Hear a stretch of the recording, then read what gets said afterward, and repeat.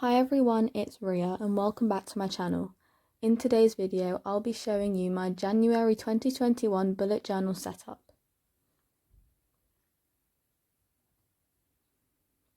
As I mentioned in my previous video, in this video I'm working in my new bullet journal. This is from Dingbats. It is the 100% recyclable Earth Sky Blue Great Barrier Reef journal. I've really been loving using this. It lays open so flat, which is perfect for me when I'm doing my spreads. And yeah, the paper is of really good quality and I'm really pleased with this journal so far. So for this theme, I chose to recreate AmandaRachLee's September 2020. And I think that this theme adapted really well to the situation that we're currently in. So the theme is a computer screen window. And I adapted this theme to sort of make it like, do you want to delete file name 2020? And then I've got the cursor sort of hovering over the button yes. And as you can see, that's what I'm colouring in right now. And then next to that, I wrote in another box, loading file name 2021. I thought this would be a really cute way to show that the new year is starting and that we can put 2020 behind us. Amanda had originally done this theme so that it sort of was like a home learning thing because it was for September, so obviously most people were going back to school and a lot of people were doing online school, so that was the reason why she did that theme in the first place. But I think this theme just adapts to so many different reasons. You could do it for so many different months and each month could have a reason. So yeah, that's my reason for this month, because we want to start fresh and open a new file, kind of.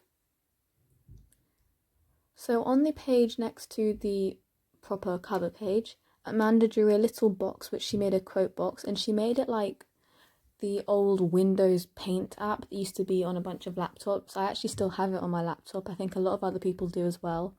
And even now, I still love playing around on it. It's just so fun because it's so simple, but it just provides so much joy. So yeah, that was a really cool theme idea that she did on that page. And then of course next we have our calendar.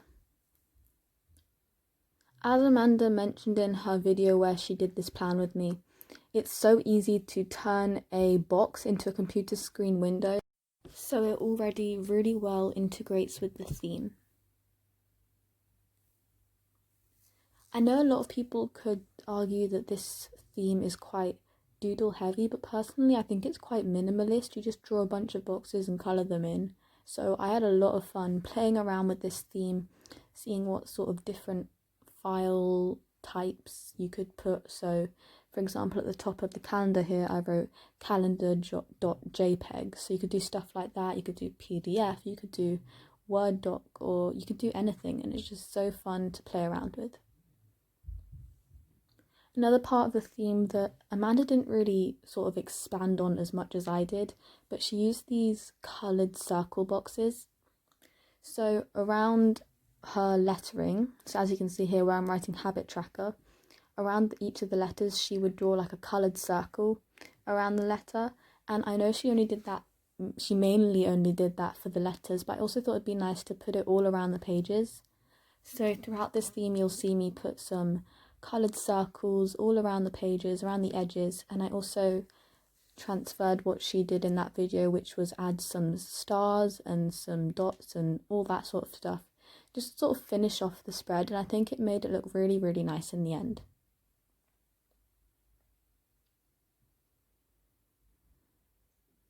So as you can see here, I'm replicating her habit tracker. This was quite simple. I just drew out 6 boxes like she did, and I think this might have been the video where she actually used a stamp to write in each of the days in the little boxes, but I just hand drew it because I didn't have a stamp.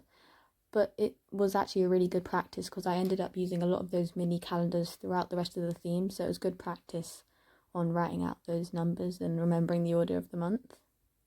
Then underneath, obviously, there's the mood tracker. So for this mood tracker, she decided to draw boxes and sort of make them look like file folders. And then I just went through and numbered those and made a little key for the mood tracker colours next to it.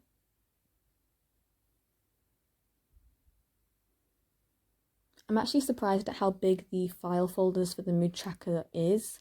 I feel like if I had the chance to do this again, I'd probably make them a bit smaller because I feel like it makes the page look a tiny bit too crowded.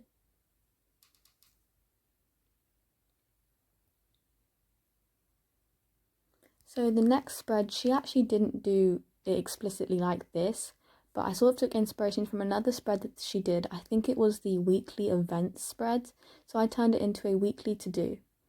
As I mentioned in a lot of my December videos, I like having a to-do list for each week, but I noticed whilst I was planning what spreads I was going to do for this month that I wouldn't be able to fit a to-do list into each of the weekly spread pages.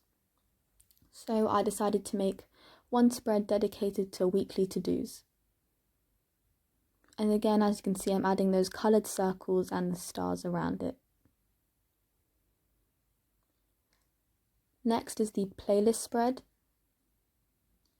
So Amanda did this like her Spotify playlist. I personally don't have Spotify, I use Amazon Music. So I kind of made it look like an Amazon Music playlist box, and at the top in the bar where the minimize button and the close button are, I wrote Amazon_music. And again, putting all those doodles around the side of the page.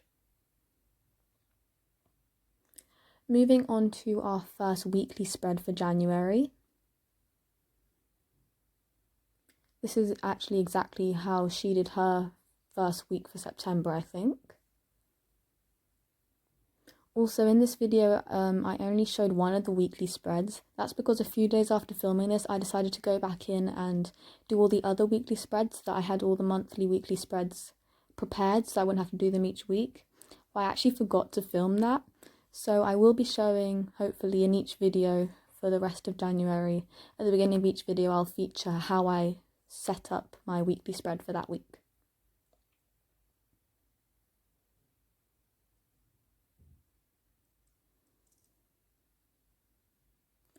So as you can see, Amanda, well, when she did this, she sort of split up each box into thirds. I split my box up into twos, so that I had one really big box for my diary. And as you know, I like having my events and my to-do list, and as I mentioned, my to-do list is on the other page, so I split the boxes up and so that I had a place for my events. And I continued to use that throughout the rest of my January weekly spread setups, so that I always had a mini calendar, a place that said January week 1 or 2 or 3 or whatever, and also a diary section and the event section. So here is the final flip through. After I finished filming, I went back in and added a few final touches, like adding more of those stars and circles. What I noticed I actually forgot to do was add more cursors, but I don't really mind because I think the stars and circles kind of make up for that empty space. And yeah, overall I'm really pleased with how this setup turned out. I'm also quite pleased with how I adapted the colour scheme from what Amanda did, because, you know, you don't have to copy someone's work exactly. I like to sort of change up some bits here and there, and changing up the colour scheme was part of that. But yeah, that's it for this video. Thank you so much for watching. Please remember to like, subscribe and comment, and I'll see you next time. Bye!